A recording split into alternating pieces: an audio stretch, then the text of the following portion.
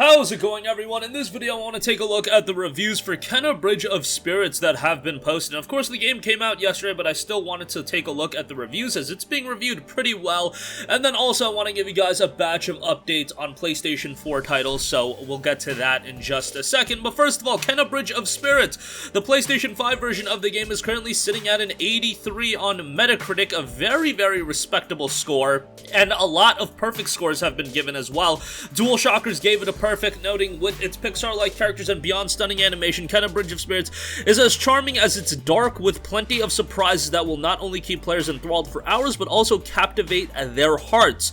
GameSpot gave it a 9 out of 10, noting the act of meeting and understanding all of those other characters is powerful though. Kena Bridge of Spirits is ultimately a game about making those connections, just like it's about making a connection with the game world around you through the rot. It centers over on characters who tried valiantly but failed to help one another, and what dealing with that pain did to them. It's about exploring a world and seeing what it once was and helping to restore it again. And while Kena Bridge of Spirits is full of familiar feeling combat and exploration, its ability to find different ways to look at those ideas makes for beautiful, emotional, and an exciting journey. Game Informer also gave it a 9 out of 10, noting that if you love Zelda-like games or are just looking for an experience that'll make you smile every step of the way, you can't go wrong with Kena Bridge of Spirits. Vandal gave it an 8.5 out of 10, IGN Spain 8 out of 10, WCCF Tech gave it an 8 out of 10, Destructoid gave it an 8 out of 10, I believe that would be a 4 out of 5 by their rating scale. Excuse me, sorry, I got that confused. It is an 8 out of 10, they don't do the 5-star system, but yeah, a lot of positive scores coming in. IGN also gave it an 8 out of 10, and an 83 on Metacritic overall is pretty good.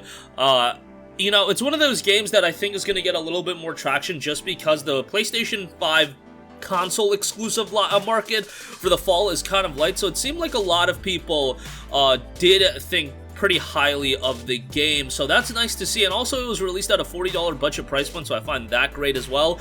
It is available digital only right now, but if you do want to pick up a physical copy of the game, it ultimately will be available physically come November of this year, so you just have to wait a little bit longer if you do want a physical copy, if that's the route you want to go. But an 83 on Metacritic right now seems to have gotten a very, very positive reception.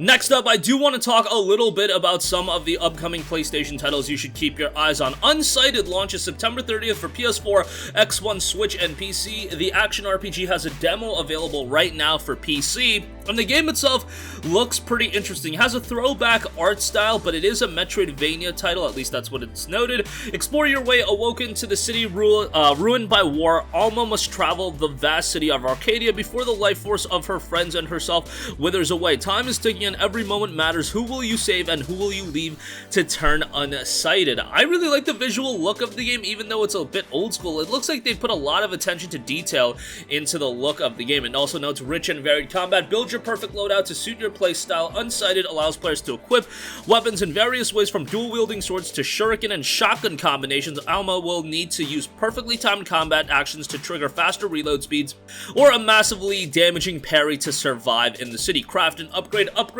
through an extensive upgrade tree via chips you'll find throughout your journey. Chips can be crafted or discovered, and each offers different bonus effects. Experiment with nearly limitless builds, from the fast and efficient to the powerful and stylish. Choices matter. Withering life force ticks away in real time, and is the driving factor in the story of Unsighted. Tarry too long in one spot, and you may find that critical NPCs have already become unsighted before you meet them. Save or drain other automatons of their anima for your survival. The constant passage of time can result in vastly different endings and allowing for further playthroughs to stay fresh and exciting. So it looks like it does have a little bit of a time system going on for it, and it also does note highly replayable plus cooperative play in addition to the main story. Unsighted also features additional challenge modes, boss rush, and dungeon raid. You can also bring a friend along your journey through Arcadia through full-featured cooperative play. Again, there is a free demo available on Steam right now, and you can download it and play it on just about any machine. If you have an old laptop, I think it would even work on there. The game is published by Humble Games, and Humble has been publishing some pretty good stuff, so hopefully Unsighted falls in line as far as that's concerned. The game looks pretty cool, slick presentation style, bit of an old school look, interesting story, and the idea of, you know, losing your life force and becoming this unsighted. We'll see how the game turns out. It drops September 30th.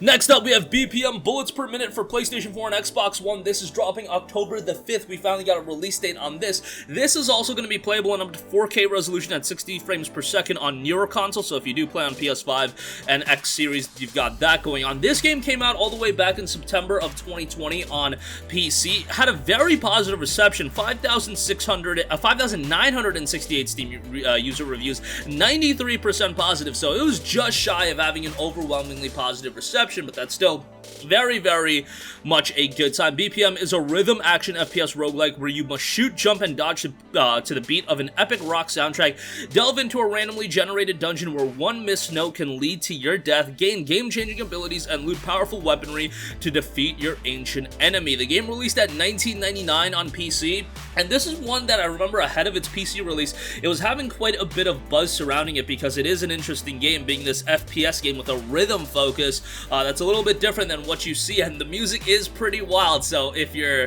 listen to the trailer, listen to some of the music, maybe the music won't be completely up your alley, but I think it goes pretty well with the idea of a high-octane, fast-paced first-person shooter. The game notes shoot, jump, and dodge to the beat while battling hordes of enemies, fight powerful bosses, and challenging boss battles that will push you to the edge, explore randomly generated dungeons, choose from 10 different characters with unique strengths and weaknesses, wield a powerful arsenal of weapons, all with different behavior for firing and reloading to the beat of the soundtrack, battle a diverse array of enemies, each with unique rhythmic behaviors, get overpowered, and fire shotgun rockets while flying through the air, utilize abilities that radically alter the way you play the game, from teleport to freezing bolts, equip over 60 items that buff your character in unique and interesting ways, and experience an epic rock opera soundtrack, and you have challenge modes for extra gameplay on top of that. Again, dropping October the 5th, $19.99, pretty solid price point on that end as well. And lastly, I do want to note for PlayStation VR owners, Wraith the Oblivion Afterlife will be coming to PlayStation VR on October the 7th. The PC version is already out, and it didn't receive a great reception on PC, mixed reception, 41 reviews, 56% positive. It is a VR first-person horror title, so obviously that goes pretty well. VR and horror seems to be a match made in heaven, but you gotta do it well. Resident Evil 7 did it really well, but Wraith the Oblivion notes, you died in a mysterious seance and have become a wraith, one of the restless undead. In this VR horror game, use your supernatural abilities to solve the mystery behind your death, but beware of the sinister specters lurking in the shadows. The game was released at $29.99 on PC, so pretty low price point as well, but it will be coming to PlayStation VR on October the 7th. So another VR title, and VR's library continues to expand at a kind of a quiet rate, just because I think a lot of people don't keep up with all the VR games coming out on a week-to-week basis. But now, you look at the VR library now, PlayStation VR has a pretty solid lineup of games that are, a lot of them are high quality. I mean, not all of them are VR exclusive, but you got games like Wipeout Omega Collection, Resident Evil 7, and then rounded out with the Astrobot Rescue missions of the world, and you have a pretty solid lineup that is available on PlayStation VR. But that's gonna do it for me. Again, Ken of Bridge of Spirits getting very positive reviews. The latest PlayStation console exclusive, Unsighted, launches September 30th, BPM launches October 5th, and Wraith the Oblivion Afterlife drops October 7th. That's gonna do it for me. Sound off with all of your thoughts in the comments section down below. Thank you for watching, and goodbye. Hey guys, we hope you enjoyed the video, and if you did, make sure to hit the subscribe button, and if you're already subscribed, do us a favor and hit the bell icon. This way you'll be notified whenever we post a new video. That's the best way to keep up with all of our uploads, and we usually try to upload 2 videos a day. And with the bell icon hit, you'll be notified whenever we do upload a video. As always, thanks for watching.